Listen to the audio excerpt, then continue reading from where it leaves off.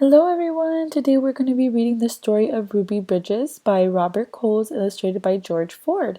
Now, in case you don't know who Ruby Bridges is, she was the first African American little girl to be integrated into an all-white school in the South. And this was not so long ago.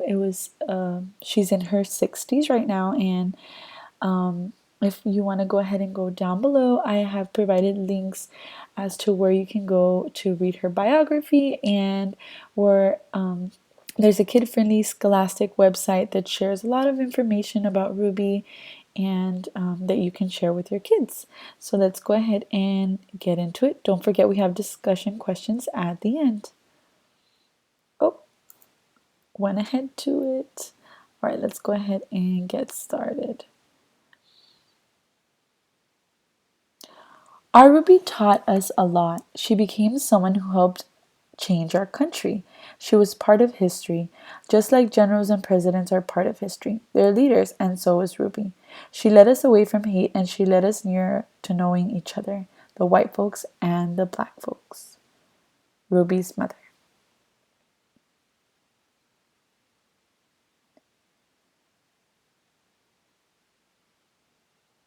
Ruby Bridges was born in a small cabin near Tylertown, Mississippi. We were very, very poor. Very, very poor, Ruby said. My daddy worked picking crops. We just barely got by. There were times when we didn't have much to eat. The people who owned the land were bringing in machines to pick the crops, so my daddy lost his job, and that's when we had to move. I remember us leaving. I was 4, I think. In 1957, the family moved to New Orleans.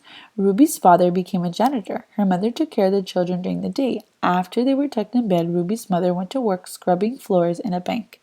Every Sunday, the family went to church. We wanted our children to be near God's Spirit, Ruby's mother said. We wanted them to start feeling close to Him from the very start. At that time, black children and white children went to separate schools in New Orleans. The black children were not able to receive the same education as the white children. It wasn't fair, and it was against the nation's law. In 1960, a judge ordered 4 black girls to go to white elementary schools.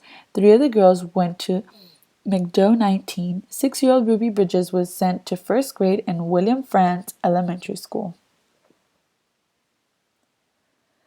Ruby's parents were proud that their daughter had been chosen to take part in an important event in American history. They went to church. We sat there and we prayed to God, Ruby's mother said, that we'd all be strong and we'd have courage and we'd get through any trouble, and Ruby would be a good girl and she'd hold her head up high and be credit to her own people and a credit to all American people. We prayed long and we prayed hard. On Ruby's first day, a large crowd of angry white people gathered outside the France Elementary School. The people carried signs that said they didn't want black children in a white school. People called Ruby names. Some wanted to hurt her.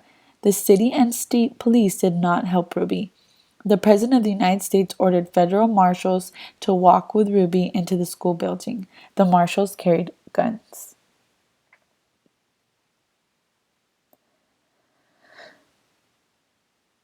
Wow. So you can see all those people not wanting her to go inside the school, and they're so angry just because she's going to their school. Let's think about that. Every day for weeks that turned into months, Ruby experienced that kind of school day. She walked into the French school surrounded by marshals, wearing a clean dress and bow in her hair and carrying her lunch pail. Ruby walked slowly for the first few blocks. As Ruby approached the school, she saw a crowd of people marching up and down the street. Men and women and children shouted at her. They pushed towards her. The marshals kept them from Ruby by threatening to arrest them. Ruby would hurry through the crowd and not say a word. That must have been scary. The white people in the neighborhood would not send their children to school. Ruby got inside the building. She was all alone except for her teachers, Miss Henry. There were no other children to keep Ruby company, to play with and learn with, to eat with. But every day Ruby went into the classroom with a big smile on her face, ready to get down to business of learning. She was polite and she worked well at her desk, Miss Henry said. She enjoyed her time there. She didn't seem nervous or anxious or irritable or scared. She seemed as normal and relaxed as any child I've ever taught. So Ruby began learning how to read and write in an empty classroom, an empty building. Sometimes I look at her and wonder how she did it, said Mrs. Henry. How she went by those mobs and sat here all by herself and yet seemed so relaxed and comfortable. Miss Henry would question Ruby in order to find out if the girl was really nervous and afraid, even though she seemed so calm and confident. But Ruby kept saying she was doing fine. The teacher decided to wait and see if Ruby would keep being so relaxed and hopeful, and she'd gradually begin to wear down, or even decide that she no longer wanted to go to school. Oh, sorry guys. We were all the way over here.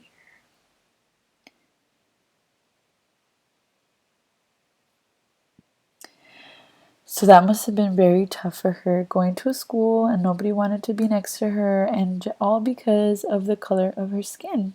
She didn't do anything wrong, but just because she was a little different, people were very mean to her. And she was so brave. Look at her brave.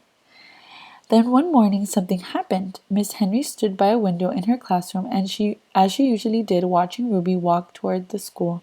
Suddenly Ruby stopped, right in front of the mob of howling and screaming people. She stood there facing all of those men and women. She seemed to be talking to them. I wonder what happened. Miss Henry saw Ruby's lips moving and wondered what Ruby could be saying. The crowd seemed ready to kill her. The marshals were frightened. They tried to persuade Ruby to move along. They tried to hurry into the school, but Ruby wouldn't budge. Then Ruby stopped talking and walked into the school. When she went into the classroom, Miss Henry asked her what happened. Miss Henry told Ruby that she had watched and that she was surprised when Ruby stopped and talked with the people in the mob. Ruby became irritated. I didn't stop and talk with them, she said. Ruby, I saw you talking. I saw your lips moving. I wasn't talking, said Ruby. I was praying. I was praying for them. Every morning, Ruby had stopped a few blocks away from school to say a prayer for the people who hated her. This morning, she forgot until she was already in the middle of the angry mob. Wow, what a brave and kind little girl. When school was over for the day, Ruby hurried through the mob, as usual. After she walked a few blocks and the crowd was behind her, Ruby said the prayer she repeated twice a day before and after school. Please, God, try to forgive these people, because even if they say those bad things, they don't know what they're saying. So you could forgive them, just like you did those folks a long time ago when they said terrible things about you. Wow, so what a powerful book. Even though these people were so mean to her, she would always pray morning and afternoon for them. So that says a lot about how Ruby was and a lot about how the people were acting towards her. So let's get into our questions. What made people so angry that Ruby was going to a new school? So why did they not like that she was going to the new school?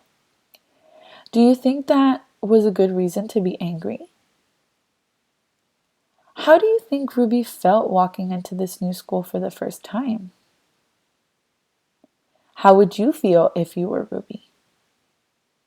She was very brave and courageous. So how do you think you would feel if you were Ruby? In what ways does Ruby's story still affect us today? So with everything going on, let's think like, how is Ruby's story still relevant to what's happening today, still affect us? So despite how people treated Ruby at her young age, she showed courage and bravery every single step of the way, and we even saw her pray for these people that were so mean to her. This shows that no matter what age you are, you can make a big difference in the world. Now, with everything happening today, what is something that you can help create change? Now with your parents, you can do this. Maybe you hear some examples that you can do to create change. Maybe you can draw a picture, make a sign, write a letter to somebody.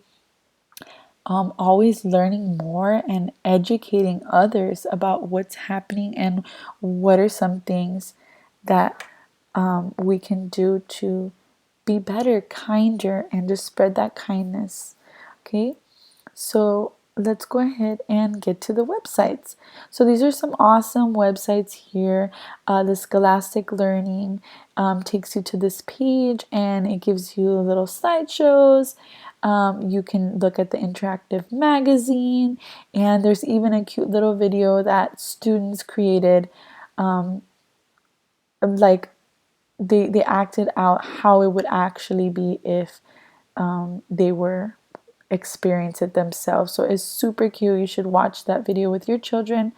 Now, this is a biography of Ruby Bridges, and like I said, she's in her 60s. She's still alive, and she's an activist. She's actually 65. So if you want to go ahead and read more about her and all the things that she has done, then you can go ahead and read her biography. So thank you so much for coming, and see you guys tomorrow. Bye bye.